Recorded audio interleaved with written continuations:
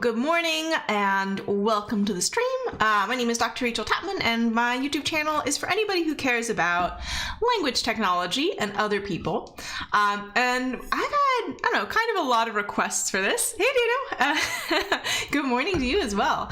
And it is, I mean, I've sort of offhandedly mentioned in a lot of streams like, oh, I'd be willing to work for that company, or I wouldn't work for that company, or like that company's on my list of companies I wish did not exist. So I thought it would be helpful to sit down and just like talk about a couple of them. And also I don't like just bringing up negative stuff and being like, don't do this, that's a bad thing, that's a bad thing. I think it's also helpful to be like, and also these folks are doing a great job, or, you know, I would want to work here. So I've made a little tier list, which I think are not as popular as they once were, but I think it's a helpful way of thinking about things. So my ranks are, I'm not entirely sure why I put them in this order. I guess because red seems bad to me. So the companies at the top would stop them existing if I could, and then would rather work minimum wage. And I will say that is not an idle threat. I have worked minimum wage and tried to survive off of it. And yeah, I'm well aware of what's involved there. Although I will say that was before a lot of inflation happened, so. But that's what that tier is, right? And then I'd work there, but if it was the exact right role or offer, right? Like I could potentially see a case where I might work at that company. Sure, I guess it's like, yeah, sure, I'd work there. It's, you know, I am not,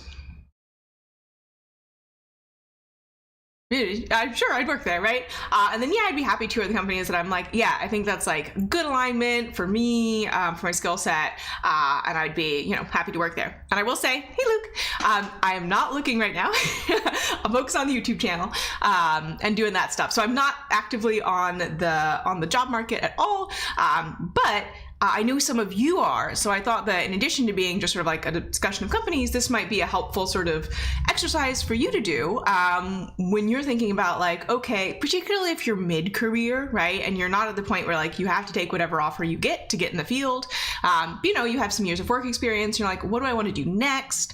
Where am I interested in going? How do I figure out what makes sense for me?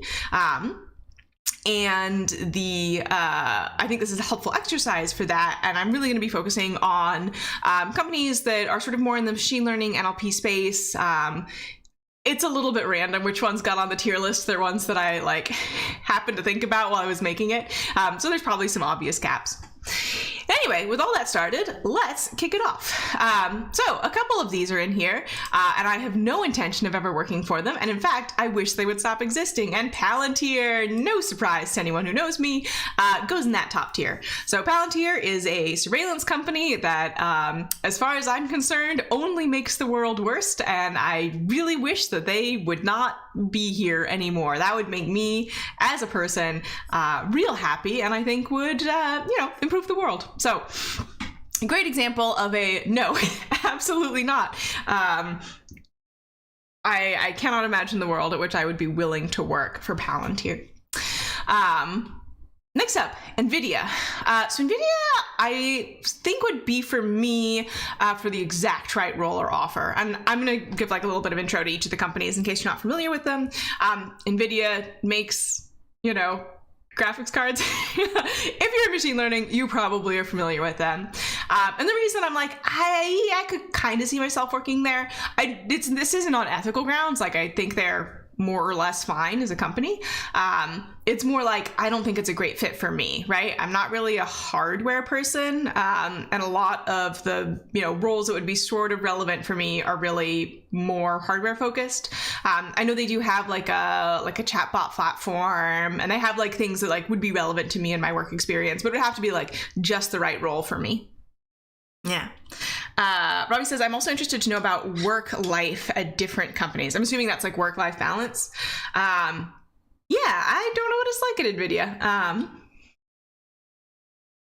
And I don't know that I'm actually super close with anyone who works there currently, but I know people have sort of like come in and out in the past. And yeah, So for me, maybe if it was like precisely the right role, they do tend to pay pretty well because they have, that's another thing to consider when you're looking at jobs. Like, does this company have a way to make money, and are they doing that successfully? And it's not necessarily a bad thing to work for a company that doesn't have that. Just, you know, keep in mind the employment's probably going to be a little bit more tenuous, you know?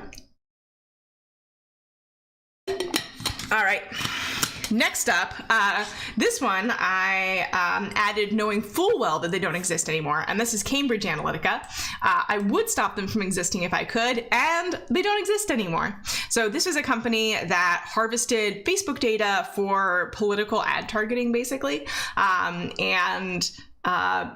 got sued a lot. And there continues to be big problems with Facebook for having provided data to this company perhaps against their terms of service. I don't know. Straight up surveillance and, you know, not making the world a better place, I will say that, and also doesn't exist anymore. So that's another thing to keep in mind if you are working for a company that is doing something that, you know, the majority of people in society would consider wildly unethical. It's very possible that at some point, you know, they may stop existing, and also potentially, depending on what they got up to, you may possibly be personally liable. Well, I'm not a lawyer, but you just, you know, keep that in mind when you're thinking about where to work. If you're being completely self-interested, working in a company that's like actively harming people or actively doing things that most people would be opposed to, it's a factor. It's a factor, regardless of your sort of ethical stance. Hi, AM. All right, next up, Data Robot.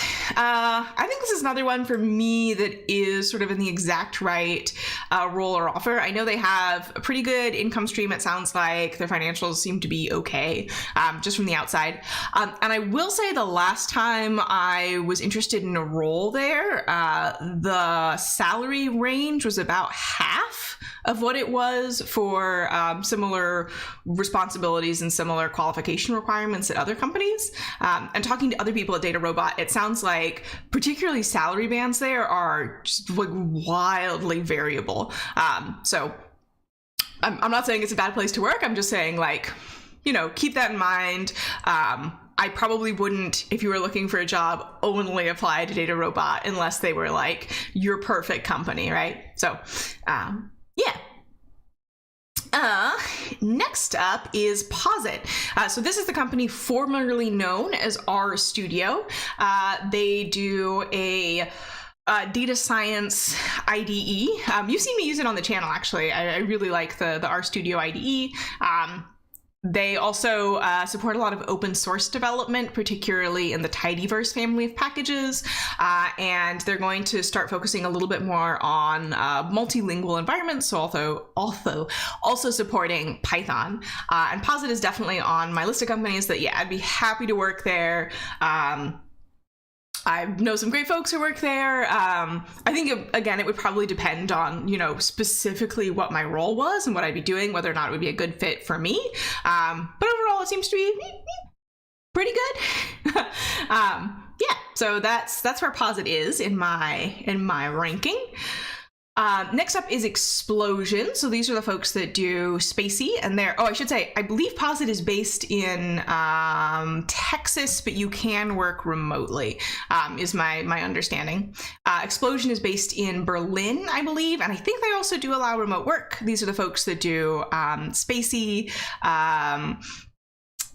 Prodigy, that bulk labeling tool. So they do open source NLP, and I'd say that they are like, yeah, I'd be happy to work there. Good folks, Nace is great. Yeah, so seem pretty good. Also seem to have an okay work-life balance. And like all of these would be like dependent on, is it the right role for me? Is it at the right level? Do they actually like need what I can do? And most of my sort of like work in tech has been specifically in the developer advocacy role, and also a little bit in the data scientist role.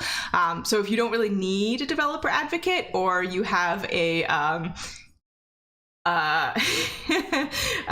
maybe not the best idea about what developer advocacy as a career entails, even if it's like a great company that I like the mission of, I probably wouldn't work there doing a role that wasn't a good fit for me and my skills, if that makes sense. Hey, Ken. Robbie says, Posit only hires US citizens. Yes, I will say I have no idea about the citizen requirements of any of these. This is just sort of like based on vibes. Posit is actually based in Boston. Oh, good to know. Okay. I wonder where I got the idea that they're based in Texas. Maybe our studio conf was there 1 year and I just put a little like mental pin in my map being like, Texas, Posit.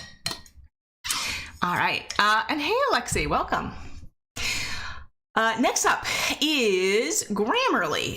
So I added them, Grammarly and Duolingo and DTS actually, because they all tend to hire a lot of linguists. And for this, I'd be like, yeah, sure. Seems to be fine. They seem to have a pretty solid revenue model. They are based, I believe it's Grammarly that is based in the Ukraine. So in Ukraine, sorry. So obviously as a company facing some tough times right now for obvious reasons. But yeah, it's a fine product. I have tried it in the past and I got really frustrated that it didn't, so the language variety that they are targeting seems to be what I, as a linguist, call like general American English, and a lot of things that are in my dialect that are not errors in my, in my personal dialect kept getting marked as errors, so I stopped using it because I found that frustrating as a linguist and a user. But I think they actually hired some folks recently, or I saw some job postings recently for Grammarly focusing on linguistic variation, so seems fine.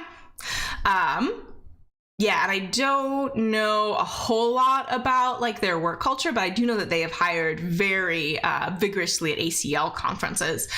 So there's a lot of NLP researchers there who work there. Dana says Hadley is in Houston. Okay, that must be where I'm getting that from. So Hadley is a very active open source developer in the R community, Hadley Wickham. He is from New Zealand. Yeah, so if you're familiar with ggplot2, the grammar of graphics, that's something that Hadley was really involved in. He wrote Advanced R.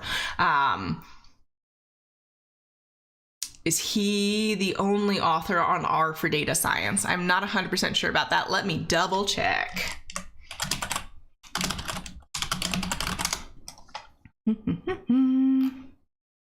R for data science. He is not the only author. I'm glad I looked that up. It is by Garrett Grolmund and Hadley Wickham. So it's a free book for data science in R. Tommy says Hadley is a god of R. He's very knowledgeable about R. So this is the book I was talking about. All right.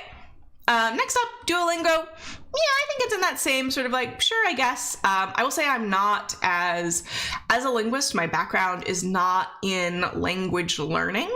That's different from language acquisition. Language acquisition is what babies do. Language learning is what adults do.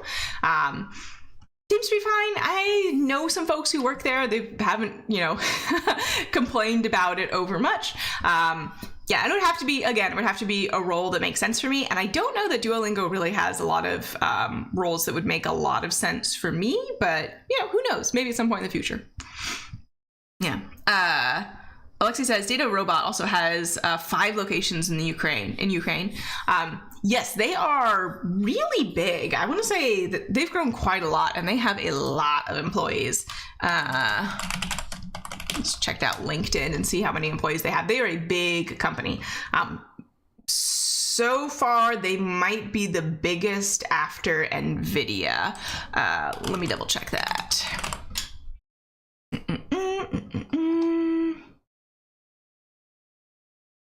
I don't want to know how many followers they have. 1,400. Oh, actually, I guess that's not that big. But yeah, fairly large company. Grammarly might actually be bigger. Sorry, I'm just looking on LinkedIn and see how many employees they have. And I will also say that, okay, Grammarly is not bigger. Grammarly has about 1,000 employees. And I also say that the employee numbers on LinkedIn can sometimes be a little, so just keep that in mind. And usually they are higher than they are because people will just put on their LinkedIn that they work somewhere when they don't actually work somewhere. So keep that in mind. Data Science says greetings from Morocco. Well, greetings from Virginia in the United States. Data says, I petitioned for Hadley Wickham to be referred to as the Godfather with an R. That's pretty funny. All right, next up. We have ETS. So this is Educational Testing Services. This is a very US focused company. They write the AP exams, they write the SATs, they do a lot of educational testing and particularly standardized testing. They've done some things that I'm not like a huge fan of, especially in terms of automating essay grading in a way that makes it very gameable, right? So if you have the money to pay for tutors to learn about how to game the automated essay grading, you'll get a great score, whether or not you're actually a good writer. And if you don't, even if you write, very clearly and very, persuasively, you may get a lower score because you're not using low frequency words, tends to be one of the features they use. Also, just thinking about, a company's long-term perspectives, a lot of colleges are not requiring the SAT anymore. So it may be that their earnings go down over time. So that's something to keep in mind. So I would say, so for the exact right offer, I'd work for ETS. They do hire a lot of linguists, or at least did at one point. So potentially, but it's not, I probably wouldn't be super excited about waking up and going to work every day. You know what I mean? So that sort of thing. Next up is Deloitte. Deloitte is a big contractor, or basically a big company that does contracting. Actually, so is Adecco. These are very, very similar. And I've worked for Adecco in the past. So Adecco does a lot of TVCs, temps, vendors, and contractors for big tech companies like Google, Facebook. If you'll remember, if you watched a while ago, we talked about automated firings by Adecco of Facebook contractors, where people just like came to work and they were like, oh, sorry, computer said you're fired now. Oh, well. So contract work is, I don't actively dislike it, I would say. It can be, so kind of the issues with contract work. So a big issue is that a lot of companies will hire contractors to do work that usually would be done by full-time employees. And they're not really supposed to be doing that, right? You're not supposed to replace a salaried employee with someone who's doing part-time work. Not part-time work, but like isn't an employee, right? So if you're a contractor for a company, you're not an employee of that company. And they usually have a fixed term, and usually it is company policy for the company that is hiring the contractors in that it can only be renewed so many times, right? So if you are working for a contractor for a tech company, right, you may only be able to have like maximum 2 years at that tech company before you need to like go do something else based on that company's laws. So there is that, right? Like it's not going to be a long-term employment. You know that. If you really like the flexibility, that can be good. A lot of them often also work with defense companies, right? So you may be building weapons, and that may not be something that, you want to do or support.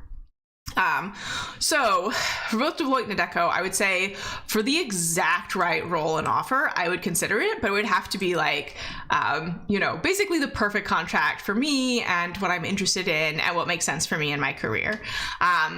Something else to consider about contracting, a lot of folks who are not in the field don't really know a lot about how contracting works, so I think it's helpful to talk about, is that sometimes you can actually get higher salary being a contractor than you can being a full-time employee. And the reason is that if a company hires a full-time employee, right, they have to pay the salary, right? So that goes in that sort of like their list of recurring expenses. In the United States, they also need to pay benefits. They also need to pay health insurance usually. And those things can be quite expensive. So the cost to hire somebody is actually much higher than just the salary that you are given to cover those things like, benefits, insurance. Your company will have life insurance on you. That's a cost. So all of that, in addition to the salary that you're offered. And if you're a contractor, because those are, it's a defined limit, right? Like we're going to be doing this for 3 months.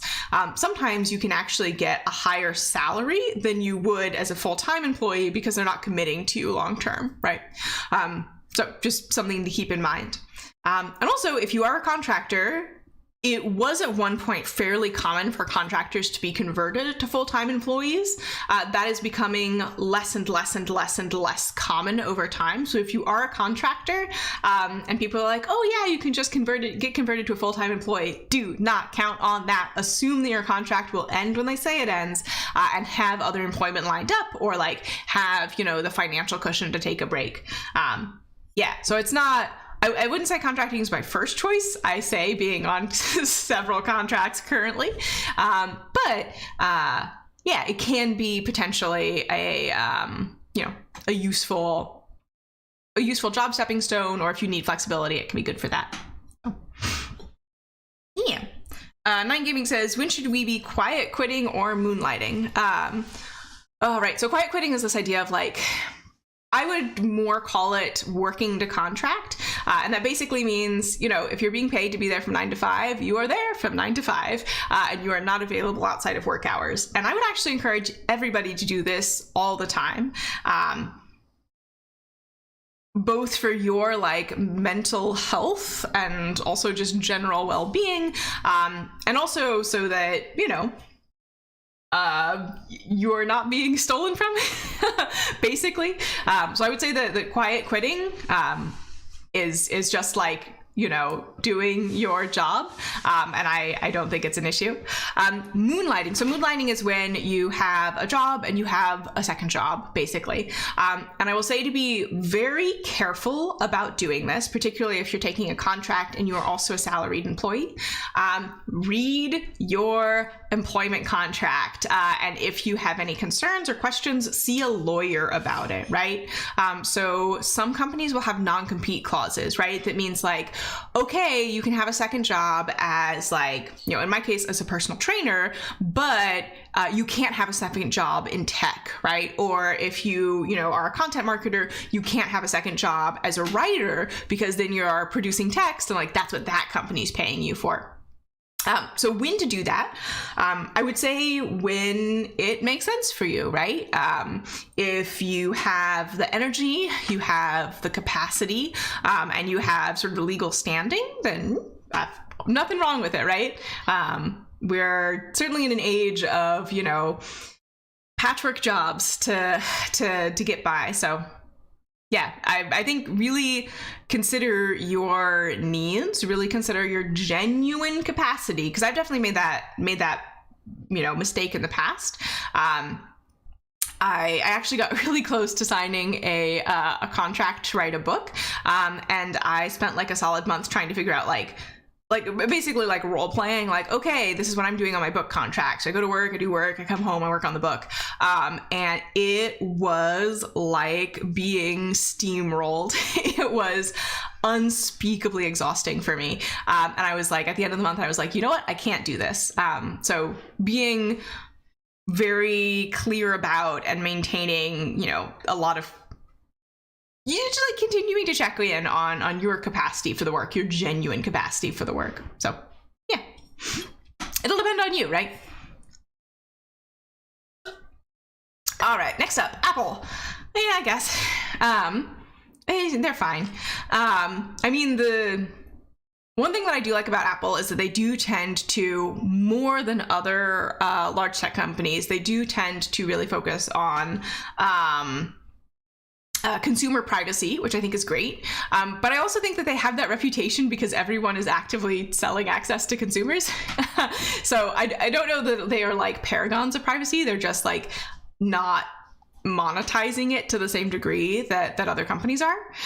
They also tend to be pretty secretive. So a lot of NLP researchers who go to Apple to work on research, you just don't hear about until they leave, basically, which, I mean, for someone in my role, particularly in developer advocacy, maybe not like the best fit. Also, I don't really use Apple products personally. So probably not like, actually, you know what? I'm going to move these to the exact right offer. It would have to be like the perfect offer for me. Next up, Microsoft. I think I'd rather work at Microsoft than Apple. Robbie says they're fooling the public. I mean, all companies have a vested interest in having the general consumer population either not think about them, right? Or have a controlled idea of who they are and what they do, and that's just in their best interest. It's like, yeah, yep, basically. They sell product high prices. Oh yeah, I definitely think their hardware is overpriced for sure. Which is, you know, I think there's also like a lot of labor rights issues with Apple, but I think there's also a lot of labor rights issues with, you know, particularly for people who are working in the production of consumer goods, you know, with lots of these companies. So. All right, Microsoft. So Microsoft, I don't think it's as cutthroat as it was in the 90s when it was like basically, I don't know, kind of like the Warring States period in China is my impression. They seem pretty good. They do, one thing I will say that I have, you know, experienced at Microsoft, like when I've gone to campus for various things, is that they do more than other tech companies really seem to take accessibility seriously. So that's really nice. And you can see that sort of like in their work culture. They used to have a really active NLP research community. And then when I was in grad school, they cut a lot of those teams. And I don't know if they have really gotten back up from there quite yet. But yeah, it's certainly, I would say it's like not probably I think it's not people's top choice generally in tech anymore. It's certainly not the juggernaut that it was in the 90s. But it seems to be like, if you don't mind a lot of sort of bureaucracy and process, a perfectly fine place to work. So yeah, sure, I guess. Also, they do a lot of NLP work. So that's also, I think there are more roles for me at Microsoft than there are at Apple that I'd be interested in. IBM, I think in the exact right role and offer. So IBM and Microsoft are very much like of a type. The big difference between the two is that for me, I tend to see a lot more big boasty claims out of IBM teams than I do out of Microsoft teams. And I don't know why that is. It's not that, like, definitely Microsoft teams, I think, have, in my experience, occasionally overstated, particularly the importance and scope of their research. To me, right, like looking at what they've done and like looking at what their sort of press releases are about, sometimes I'm like, I would not have phrased that way, personally. IBM, I think, does that a little bit more, particularly like the Watson team, which I think is probably where I'd be most likely to work if I were working at IBM. At one point, definitely like the forefront of NLP, but definitely the forefront of, you know, machine learning as a field, made a lot of big breakthroughs. I think they still do like some interesting stuff, but yeah, I think it would have to be like exactly the right role. It would have to be on a team where like there were already people that I knew and trusted. Yeah. Next up, DeepMind. I would rather work minimum wage. And you may be like, but Rachel, DeepMind is such a big, fancy, prestigious place. I'm sure they pay well. I'm sure they do pay well. Yeah, some pretty big issues with DeepMind. So a big one is they have not addressed, to my satisfaction, the issues that they had with persistent sexual harassment of female researchers. Yeah, not a big fan of that. Don't really want to go into a situation where there is a history of retaliation against people who reported being harassed after being harassed. Don't like that. And also a lot of the work that they do, I mentioned that like the IBM team and Microsoft teams tend to sometimes like overstate their research. DeepMind does that, habitually. It makes my job harder as a language technology educator to continue to have to be, well, they did slightly more on the computer vision side, but to have to be like, actually, this thing they said in the press release isn't actually true. Like maybe if you squint and misinterpret a couple of the words, or maybe not misinterpret, but use a less common interpretation of those words, you might get there. But yeah, I would not work at DeepMind until I had like concrete evidence that the work environment had improved.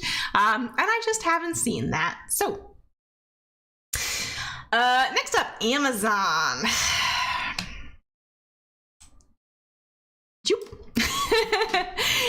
So Amazon has a lot of issues. Obviously we've talked about like life-threatening labor issues.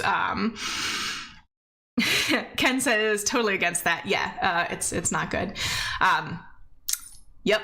Unfortunately, kind of an issue particularly in the machine learning space, partially due to the huge gender imbalances and partially to people just not caring, which is not great. And part of the reason why there's really bad retention issues in the field, particularly of women. So, yeah, there's a data science education company that I didn't put on here that has had similar issues, very, very publicly.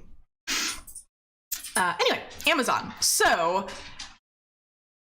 I think the biggest issue with Amazon, A, are the labor issues, and then B, are monopoly issues, right? Like Amazon's got fingers in every pie. If you tried to live your life never ever doing something that directly relied on Amazon, you would be extremely limited in what you could do.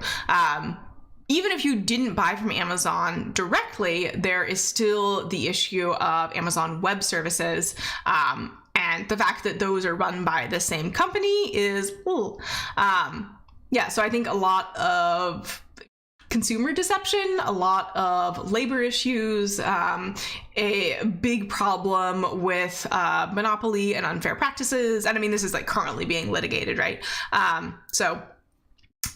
Yes, I don't necessarily think that all of the things that make up Amazon shouldn't exist, but they should definitely be decoupled. And I would also like to see like way more protections for workers from Amazon. So, yep.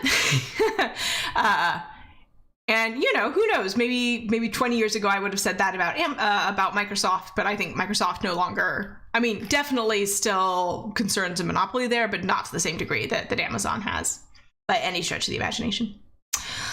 All right, next up is Meta.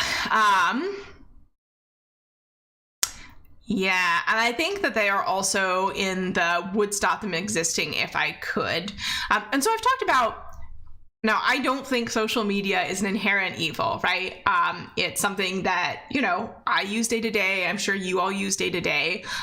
People have a deep desire to form connections with other people. And I don't think that's a bad thing. And I don't think we shouldn't be using the internet for that, right? My issue with Facebook is that it is using that desire of humans to connect with other humans to create a monopoly, and they're also like straight up enabling crimes against humanity. And that, are Deloitte and Adecco doing that as well? Yeah, probably to some degree. But I don't think that you would necessarily be directly supporting that if you worked there, depending on the role you were in. I think you would probably directly be supporting that to some degree if you were working at Meta. Also, my background's in ethics research. I think at every step, Meta has shown nothing but lip service to ethics. And then like the moment it becomes slightly less profitable, has cut it entirely, right? Like they just cut a team that was supposed to help them with like responsible product development, right? Because presumably they told them like, hey, this thing you're doing isn't responsible. And they were like, actually, we want to do that. So you're fired. Yeah. What is my vision of what Facebook could be, where I'd be like, not only would I be happy for them to exist, but I'd be happy to work there. I think there's a couple things that would have to change. So first of all, I don't think they should be a for-profit business. I think that social media should, I mean, like the internet, ideally, right, should be treated like a utility, right? It should be treated like a phone service. It should be either not privatized or heavily regulated or run as a nonprofit, right? So that you're decoupling profit motives from the social media serving motives. Yeah, I don't think that these are things where capitalism makes them better. Yep. Robbie says, what about SpaceX? Yeah, I would probably put them in the would stop them existing if I could. I don't think that there's any likelihood that I would ever work there, which, yeah, I also don't know that I would call them a machine learning company. But my big issues with SpaceX are really pollution of the, middle lower atmosphere. And that's the big one. And I'm not knowledgeable enough in aerospace engineering to have a deeper,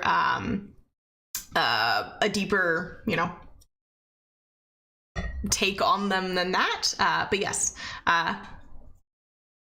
that's my current stance based on what I know, based on my interactions and discussion and reading the work of astronomers in particular. I know a lot of astronomers because they tend to go into data science. So yeah. All right, next up, Hugging Face. So Hugging Face for me is going to go in the sure, I guess, rather than I'd be happy to. For two real reasons. The first is that, they do open source NLP, big fan of that. They also do a lot of, computer vision model servings. They are actively working on, creating a platform that encourages, ethical, thoughtful things, right? I think that's good. I don't know what their,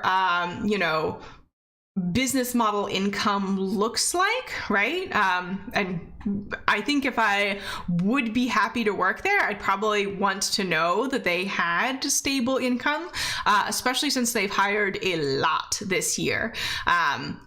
And one of my worries, just as somebody who's been working in tech for a while, is a company that doesn't have a clear and consistent income stream, hiring a lot. That makes me think what are they going to look like? What's it going to look like to work there in a year? Are they going to have the same number of employees? Are they going to have half the number of employees?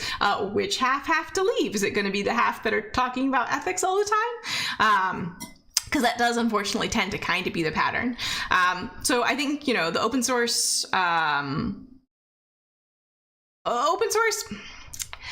is not an innate good necessarily, but I think that it can be beneficial. I worked in open source before. I think they have a lot of really helpful tools, which is great. I don't know that I'd be super happy to jump in right now. Hey, old player. Yeah. Neural says that pollution could be offset by the logistics starships can bring. SpaceX makes reusable rockets, which is awesome. Yeah, like I said, I'm not super knowledgeable about the company. Based on leadership, I don't have a lot of faith. Let me put it that way. 9 Gaming says, I never really understood how Hugging Face became a $2 billion company. Yeah, it's a good question. I do not have any clarity or insight into their financials, and I'd want a little bit more insight into that before I decide to take a role there. What do I think of Raza? So for those of you who are not aware, I have a Raza water bottle right here. I used to work at Raza. I think they're fine. I think they might be in the right now, I think they'd probably be in the exact right role / offer category. Because I chose to leave there, just transparency about that. Because I wanted to focus on my YouTube channel for a little bit and other educational content. So yeah, I chose to leave there, right? That is your context. If it was for the exact right role or offer, I might go back. Yeah, Duolingo. Yeah, so that's something that's sort of sure, I guess, and that's more that I don't know that they'd have like a role that would be a really good fit for me, than that I, have no interest in them as a company. Yeah. Neural says, what about Twitter? That is a good question. I did not put Twitter on here. I think Twitter would be sort of like on the Apple level, right, for the exact right role or offer. Yeah. From what we've learned recently, sort of as the technology community about the sort of the inner culture at Twitter, it would have to be on it would be very team dependent in addition to role dependent about whether or not I'd be interested in working there. And I think it would be very draining for me because it sounds like they have a lot of issues to resolve, particularly around protecting user data. And that would be a source of constant stress for me if I was working there. I just know that about myself. So, yeah. Oh, Old Player studies English on Duolingo. Yeah, I think they have a good, I think it's an interesting and cool app. It's not like the closest match to my skill set, though. So, yeah. All right. Ken says, what about defense or intelligence? Not something I'm interested in working in, personally. Yep. Which, I mean, I live in Virginia. I know a lot of people who work in defense and intelligence. Not for me. Yep. Cohere. So he's barking. Cohere I would put on the same level as Hugging Face for sort of the same reasons, right? I think they have a clearer product offering than Hugging Face. They've been hiring a lot. They're currently hiring. I just need to be a little bit more convinced about the financial longevity of the company and, the clarity of product vision before I felt like super comfortable taking a role there. But I don't see any like enormous red flags being like, don't work here, don't work here. The other thing about Hugging Face, so I talked a little bit about like, being interested in sort of like hearing about their longer term stability. The other thing is my impression of the sort of internal organization at Hugging Face is that it is nascent at best. And I, personally, so this is going to be like, advice from Auntie Rachel here. Like AUNTY, not ANTI, Rachel. If you are from an underrepresented minority in tech, so if you are a woman, if you are, not white, if you are older, especially if you are all of those things, or, disabled, or like depending on whatever it is that makes it you not the default for a role, right, in people's minds, whether, obviously, anyone can learn to program, anyone can succeed in technology and do a great job. But if you are interested in career progression, the less organizational structure there is for that career progression, right? So like, if there is not like a rubric that's like, hey, here's the sorts of things that you should do to get to L+1, here, your level, current level +1, here are the responsibilities, here's what we would see in a candidate, here's the process for applying for that role, right? The less of that there is, the more room there is for, and I'm not saying that like having a lot of process magically fixes everything, but the more room there is for sort of, implicit bias to sneak into the process. So if an organization is particularly chaotic, it can be much harder to argue for promotions, for raises, for, if you need to change ladders. That might actually be a little bit easier and a little bit more of a chaotic organization. But it can be be more challenging, especially if you face disadvantages, to get promoted, to get, career advancement in a more disorganized organization, right? And I don't think that's anyone's intention, but it's something to keep in mind when you're looking for roles. yeah, so I think Hugging Face and Cohere could both possibly go down to the yeah, I'd be happy to, once they reach like a little bit more organizational maturity and Textio. So this one is definitely in the I'd be happy to work there. They're based in Seattle, so I mean, that's the other thing I haven't talked about here is like where they will hire / where I live. So all of these are assuming, you know, I'm making a lot of assumptions here, right? Like I'm assuming, you know, I don't, you know, I have sort of my current financial responsibilities, right? Like I don't have kids. Having children would probably change my priorities in some ways, right? I'm a US citizen. I'm assuming that all of these companies will hire US citizens, right? So things like that. There's a lot of sort of like other things that may be more important for you in your job search that I am not considering here. But Textio, so they're based in Seattle, and this is an augmented writing platform. It's sort of like Grammarly, and their focus originally, which they've expanded a little bit from, is in identifying written features in job ads that would make you know, people from underrepresented minorities, broadly defined, less likely to apply, right? So things like, hey, so you'd like put in your job ad and you'd get like, you know, annotations like, hey, rock star and superstar are not very helpful terms and are going to make it less likely that people will apply to this job. So things like that. They've been around for a while. I get the sense they have a pretty solid sort of like income funding model. They hire a lot of linguists. The CEO and founder has a linguistics background, which I always like to see. Yeah, and it's, you know, the people I know who work there seem to be happy working there. So that's my sort of impression of that company. And that's like, yeah. You also may notice that the companies that I am like more interested in tend to be a little bit on the smaller side. And that's also tends to be my preference. I tend to like companies that focus on one thing and are a little bit smaller, tends to be my general preference. And again, your preference may be different. You may like big institutions.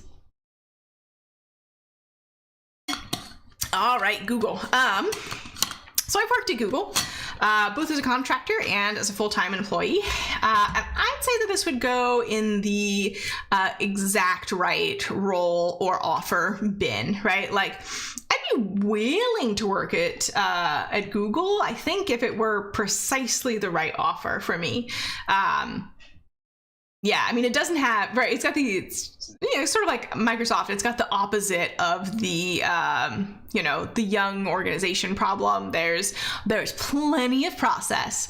On the other hand, as sort of a data point for the existence of process, not necessarily protecting people, they have a history of consistently under-leveling at hiring time people from underrepresented minorities, and particularly women. Also, the hiring process is just like needlessly aggro, right? There's a lot of sort of a lot of Googlers are very proud of the fact that they are Googlers and really build the idea that people who work at Google are better than other people into their hiring process and plans. And that can be it's just frustrating, just kind of unpleasant. So the hiring process at Google is a huge slog. And I think it's, you know, I think it used to be a better place to work in terms of benefits and flexibility, and it is now less like that. But yeah, if it were exactly the right role, I'd consider it. Probably not working on ethics, right? Very famously, Google fired its sort of like core ethics researchers, or made their work lives unpleasant enough that they quit. Like sort of like Facebook, they didn't want to be told not to do things that would make them money. So that's one thing. But, you know, one thing that I think does make them more appealing, certainly to me, than something like Facebook or Amazon or even DeepMind, which is owned by Google, is the existence of a union and really active worker activism within the company. So I think that can be a way for employees to have more say in what the company does, and also, you know, collective action is really powerful, and having a framework for that existing does make it a little bit more appealing for me than something like DeepMind. So yeah, Google does own DeepMind. So this would be like Google, but not DeepMind. Yeah. TikTok. Definitely not somewhere I'm willing to work. Let me put it that way. I'm sort of... Yeah, I think I have the same issues with TikTok that I do with Meta, with the additional like obvious enormous privacy concerns with TikTok. And I think actually today they announced like a tentative deal with the US Congress over the national security issues, because apparently, according to reports to US Congress, so TikTok's, I think they're owned by Tencent. Well, let me double check that.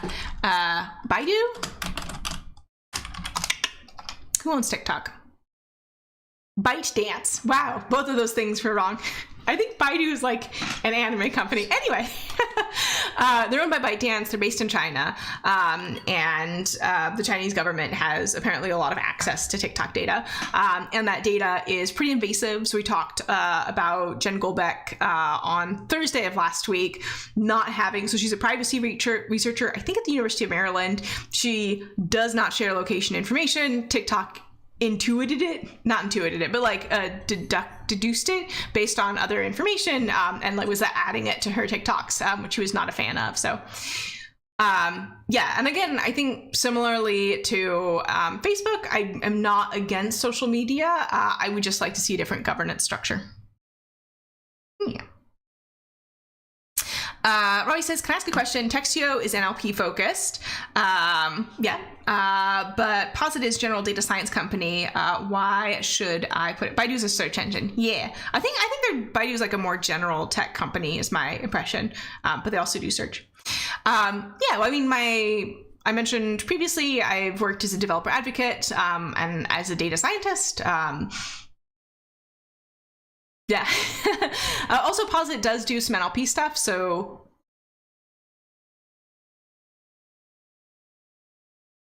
or at least support some NLP stuff. So that was me thinking about the provenance of the tidy text package Julia Silge's worked on, and I'm pretty sure. One sec. Let me Julia work. Does she work for Posit? I'm just checking her LinkedIn real quick. Yeah. So Julia Silge works at Posit. So they do support the development of NLP packages as well. But you know, I've worked in more general data science roles that aren't as focused on language data in the past. It's just that I prefer to work with language data. Yeah. All right. Next up, H2AI. So this is a company that does auto ML. And I think I put them in the same tier as like Hugging Face and Cohere and those two really. Mainly, they've been around for a while. It's more on the, I don't know that there would be a great offer for me, but I do think that they have multiple roles that I might be interested in at any given time, as opposed to like the ones where I'm thinking like maybe the exact right offer, because I think these would have fewer roles that I'd be interested in. Yeah, but you know, I know some great folks who work at H2AI. They do a lot of research. It's very like machine learning, meta machine learning, you might even say.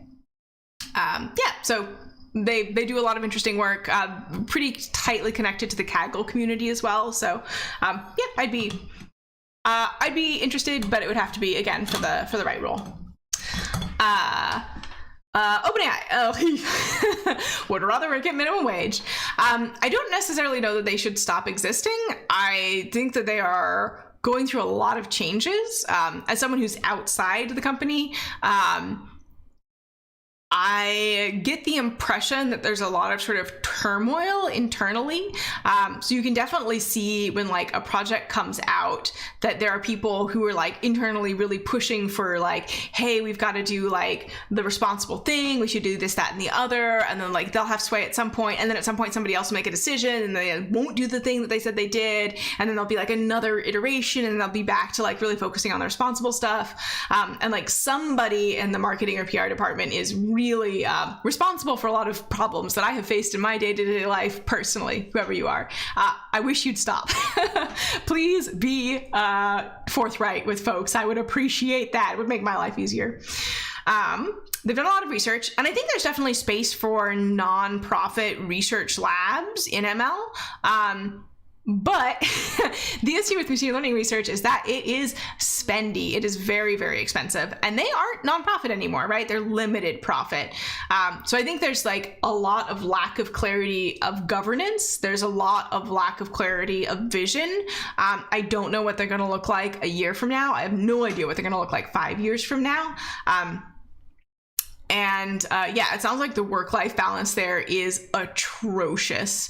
Absolutely unwilling to do that to myself again, right? Like, I burned myself out in grad school. No, I'm done. No, thank you.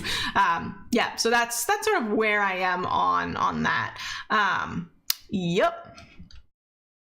And again, I think they would be a much nicer place to work if they had a different governance structure, but they don't. And it sounds like they are kind of running out of money is my general impression. So again, I don't have any special insight into the insides of OpenAI. That's just my general impression. All right, Clearview. Absolutely not. Get out of here. Never. Stop existing. So Clearview is the company that has harvested basically everyone's facial data, pictures of their face, perhaps directly violating the terms of service of the companies that they scrape that data from. And I believe that the court cases are ongoing. Yeah, and they sell it to cops and governments. And yep, don't like that. Shouldn't exist. Clearly could not more clearly be against my personal ethical principles. And also, I think most people hate it. So, it's sort of in that Cambridge Analytical bucket. Most people hate it and hate that it exists. And if there's wide societal agreement that something is bad and should not be happening, I probably wouldn't choose to work in a very self-interested way in a company selling that. All right, so Salesforce. Yeah, it's very much the sort of the IBM, B2B, huge company, super hierarchical, super bureaucratic, definitely does some stuff, supports some stuff. So similar to Google and honestly Microsoft, supports some uses that I find deeply unethical, right? I don't think Salesforce is working on facial recognition for drones and stuff like that, but definitely some of these other companies have, which is not great. Yeah, but I can't say that, I think if there were just the exact right offer, I might be interested in it. It's going to sound a little bit weird. I tend to be more interested in companies the more boring they are. I would say that Salesforce definitely counts as boring, even though they have that weird sort of cultish, huge conference they do. I don't know. Some people are really, really into Salesforce. Anyway. Not for me on the face of it, but potentially there could be something where I'd be interested in it. I would not, however, move to San Francisco or the Bay Area for any of these companies. Absolutely not. I refuse. No. So that's my stance on that. ShotSpotter, great example of a company that not only do people not like, but also don't do what they say they do. So straight up defrauding people as far as I'm concerned. ShotSpotter claims that they can detect gunshots. Empirical evidence does not back this up, and yet they are costing US taxpayers in particular millions and millions of dollars. That's going to enrich the people building very shoddy machine learning that increases the amount of surveillance for no benefit. And even if there were benefit, I don't think it would be worth the trade-off in privacy. So ShotSpotter, if I could be disappear, I would definitely do it. That was for ShotSpotter. Yeah, not a fan. Cookie, I think definitely goes in the I'd be happy to. This is COQUI. I think it's Brazilian for a frog or a type of frog, or maybe the sound of a frog croaking. Frog related, pretty sure it's Brazilian Portuguese. And this is a company that does open source speech recognition. And they started with, so there's some drama here that I don't know all the details on, but the Koki team, most of them used to be part of the Mozilla Common Speech program, which still exists, but most of them left to go found and work at Koki, which is, a startup. I do think they're a little bit in that sort of like Cohere Hugging Face bucket, where it's like, not 100% sure about, the long-term financial viability and how that's going to look.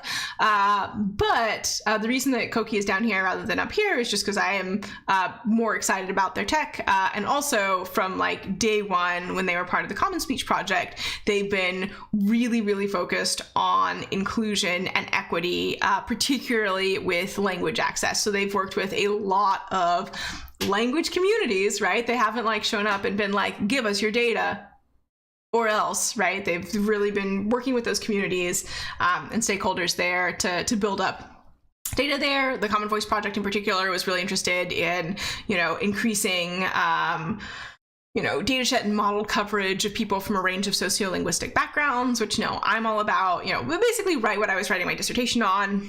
I approve of the mission. Yes, I do get the sense that they are not, let's say, rolling in money the way that some other companies are. But good mission. I'd probably be happy to work there. The folks that I know who work there are pretty chill. All right, Mycroft AI. So I think, I will say, I don't know that I know anyone who works at Mycroft, but they definitely go, I'm going to provisionally put them here, but if I learn more about them, they may pop to a different tier. But what I like about Mycroft is it's basically like an in-home virtual assistant sort of thing that is extremely privacy focused, right? So I've mentioned before on my channel at various points that, virtual assistants in the home, clear privacy issues there, clear potential malicious uses. I think there's definitely space for a very privacy focused company in that space. Mycroft has been around for, I want to say actually kind of a while. And they also have like a device that looks like a cute little robot. When were they founded?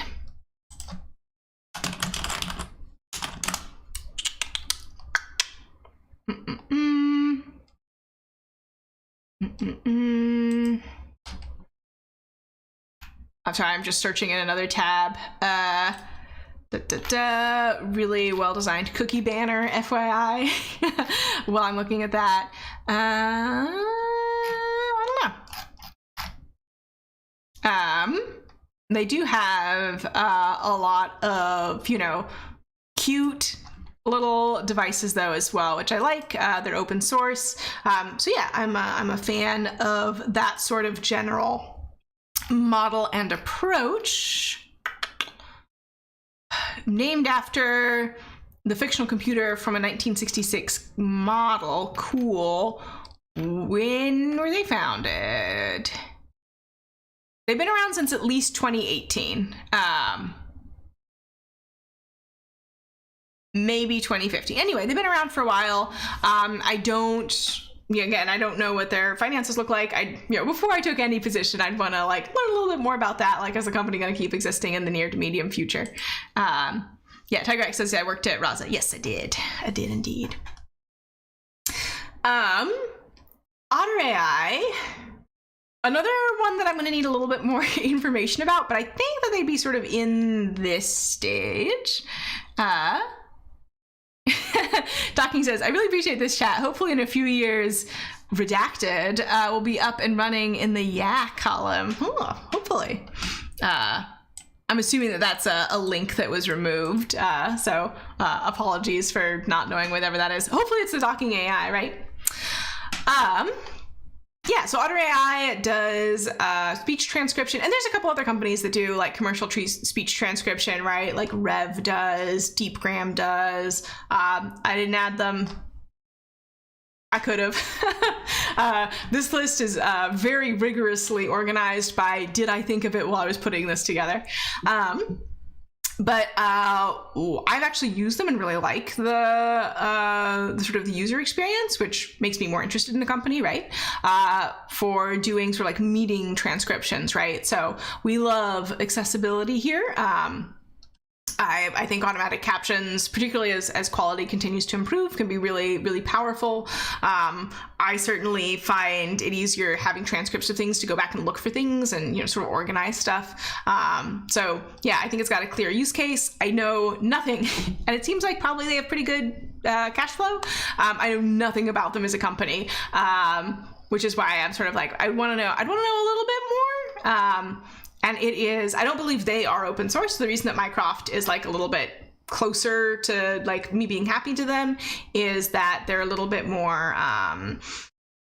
they have that privacy focus, they have that open source focus, both of which I'm sort of interested in and think are useful. OtterAI, I believe, is closed source, and I don't think they're quite as privacy focused. So I would want more information on that. I'd want more information on their financials. And of course, it would have to be like a role that fits for me. But, I think all of the companies from the Sure I Guess down have, roles that I have seen that would be, or could imagine having roles that would be a good fit for my my particular use case. Nine Gaming says, seems like the companies in better tiers are mostly based in Europe. Yeah, that is also something that I've noticed, and I think partly that is that there is a stronger cultural interest in privacy in Europe than there is in the US, right? And a stronger expectation of it from companies. And, that's something that I care about. And one of the big malicious uses, or what I would consider malicious use of AI, especially NLP, is in enabling surveillance, which is, a lot of companies in America are making a lot of money doing that, which I'm not thrilled about. So, yep. Robbie says they're all tech companies. Yes. I work in technology, so these are the types of companies where I'd be likely to work, given that I am a technologist.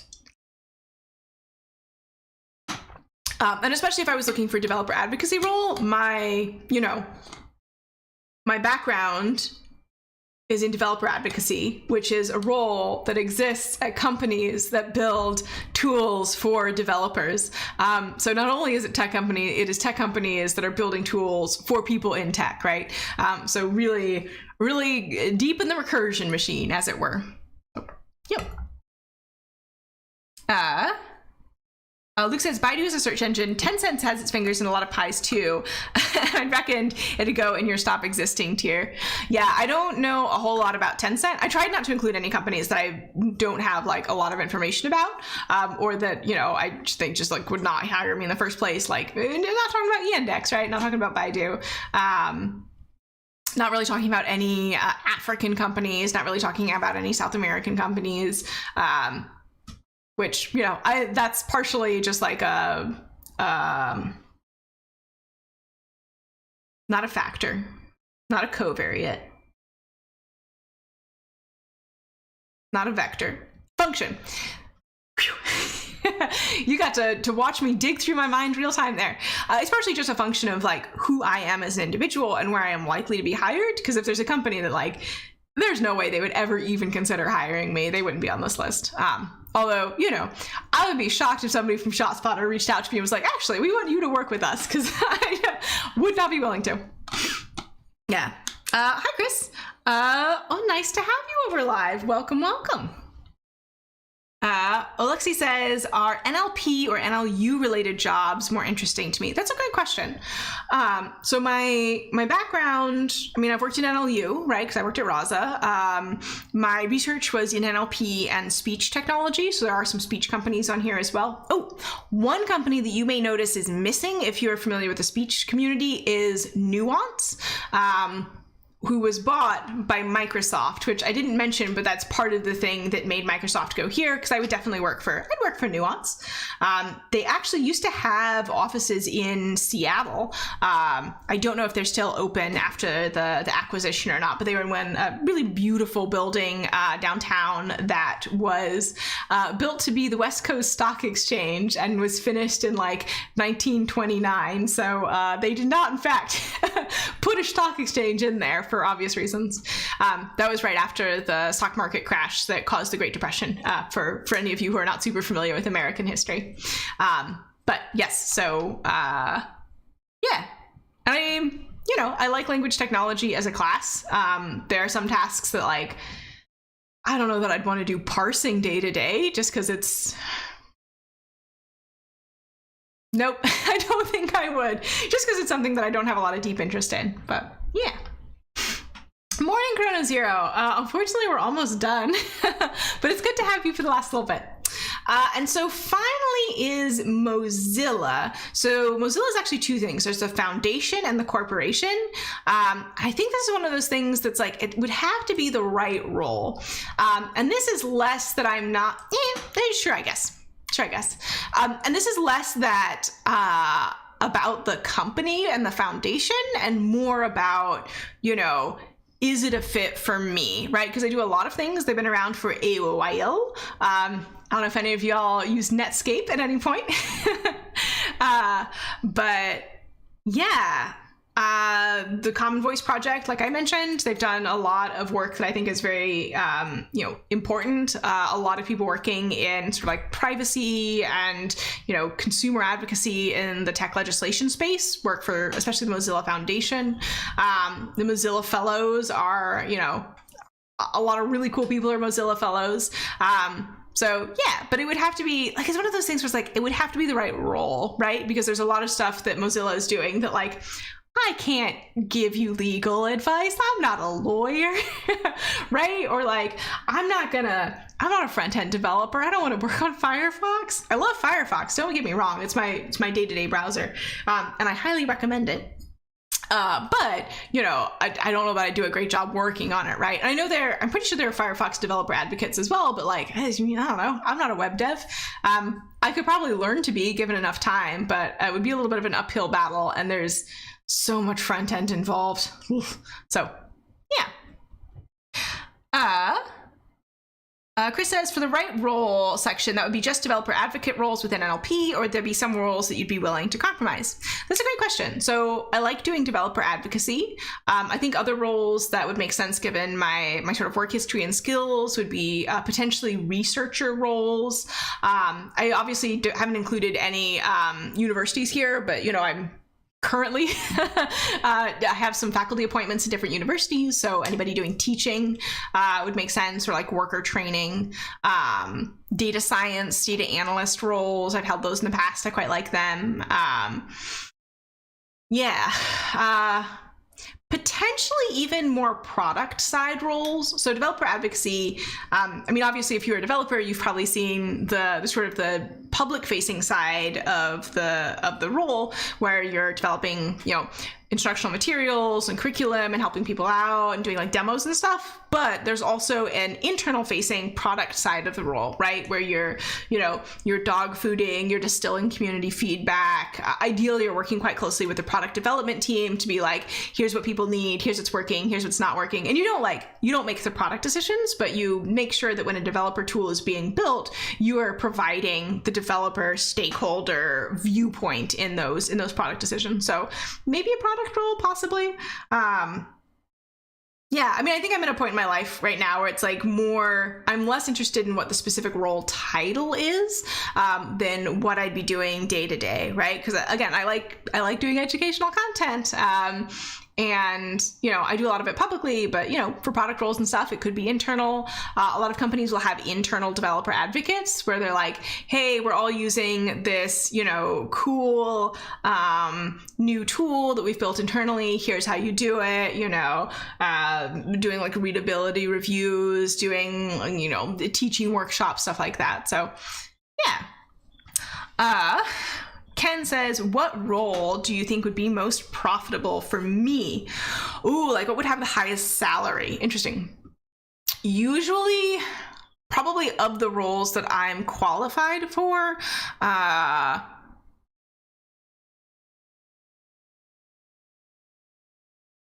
it varies. It varies a lot.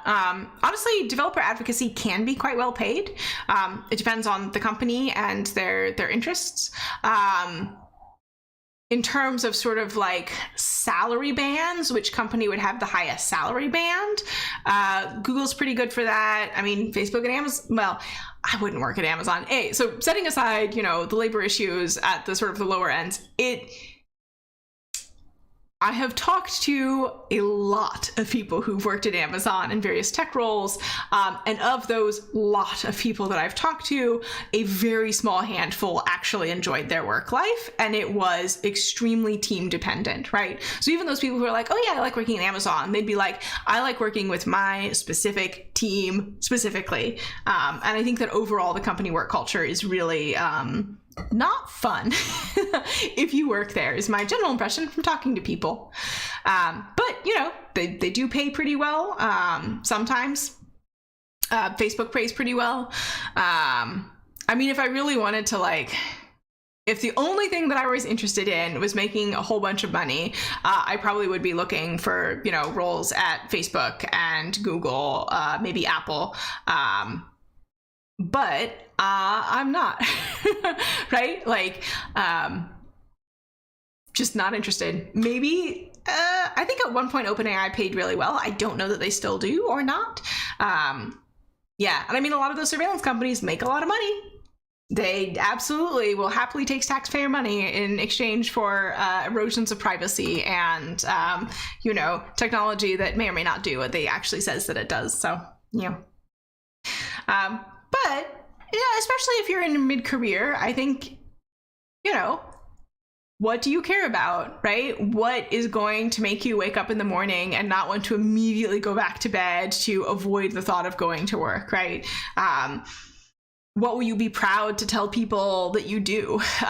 What aligns with your values, I think those are all important questions to think about for you and your job search, right? So this is my ranking. And I think for a lot of people, their rankings would probably look pretty different, right? I think there's a lot of people who are like, oh yeah, Nvidia is my optimal company. I really want to work for Nvidia. They'd be right here. And they're not for me, but that's okay. They may be for you. So yeah, if any of these companies are, we may not share a value system. Let me put it that way. Yeah, and I'm not saying that there's nobody at Facebook or there's nobody at Amazon who cares about ethical behavior and is, I'm sure there are people there who are trying to do the right thing, but the companies themselves are not a force for good, I would say. So, yeah. Robbie says, sell your educational content as a side income. Most developers can earn 10 times more than salary. I would love to see a citation for that, Robbie. Yep. I mean, I do sell educational content, right? I have my book on my coffee. I make educational content on YouTube. Thank you for watching. I appreciate y'all. But it is not a lot of the people who brag about how much money they make selling educational content are not always being totally forthright about everything. Let me put it that way. Anyway. And just as clarity, so I started doing this as my main focus in June. August was the first month I did not lose money, right? Because I, have a lot of software and stuff that I pay for. And then I still haven't paid myself. So with that in mind, I just want to say a big thank you to my coffee patrons who are really supporting me and helping me out. And I really, really appreciate y'all. And soon, hopefully, I will be able to stop working for free. I love that. My other big goal is to make enough to pay for hand captions on all of my live stream, but that's going to be about $500 a month when I priced it out. So pretty expendable. Dano says, if you make NLP in 5 minutes video, you could make bank. Yeah, but you can't. So this is what I'm talking about, not being forthright.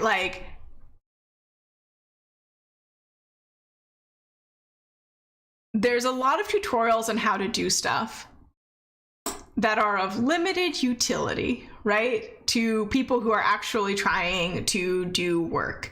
And particularly a lot of the machine learning content, educational content out there, not all of it, but a lot of it is really misleading about the process of doing the work and the difficulty involved and the amount of iteration.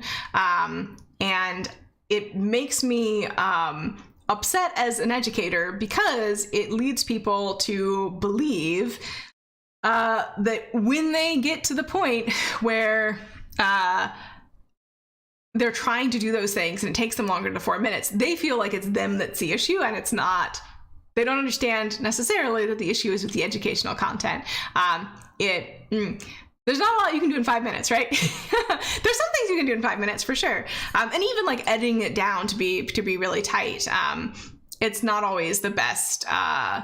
It's not actually always all that useful, right? It like makes you feel like you're learning, and then you sit down to build something and you're like, I don't know.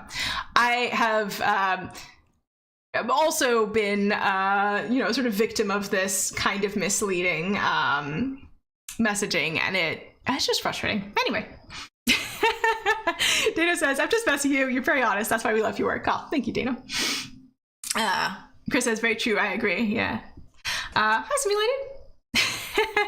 The 5-minute video will be 2 days of work. Yeah, absolutely. Well, maybe more. The shorter the video, the harder it is in general. So, thank you everybody for stopping by. I really appreciate it. I hope this was helpful for you. And I think this is a type of good exercise. Like, obviously I was doing it for myself and also just like sharing chit chat and gossip, which is good to have and can be hard to learn if you don't have a lot of friends already in the field. But this can be a really good exercise to do when you're trying to figure out your next move, what companies you're interested in, what feels like a good match for your values, and also like which companies do you need to learn more about, right? So for me, go back here. So for me, right, like based on this ranking, the companies that I need to know more about to make a good decision would be things like Otter and Mycroft, right? Like I sort of know about them, but I would want to learn more before I decided like exactly whether or not I wanted to apply for a role there, right? That sort of thing. So, that's all I have for you today. Thank you again to all my wonderful patrons and supporters. I very, very much appreciate you. Those of you that are in the Chit Chat Club tier, so our meeting for September is going to be on Friday at the same time as stream usually is, and the link that I posted on Coffee, I realized I accidentally deleted the calendar invite for, so this morning the link is updated. The link is now correct, so I will see you on Friday with the new link in case you put the old link in your calendar. Yeah. Thank you so much for joining, everybody. We'll be back on Thursday for our usual coffee chat. We'll talk about news stories, legislation, court cases, research. We actually have some pretty cool research coming up that I'm excited to talk with you about. Yeah, and we'll talk about that then. And in the meantime, have a great week. Stay safe, stay healthy, and I will see you soon. Bye.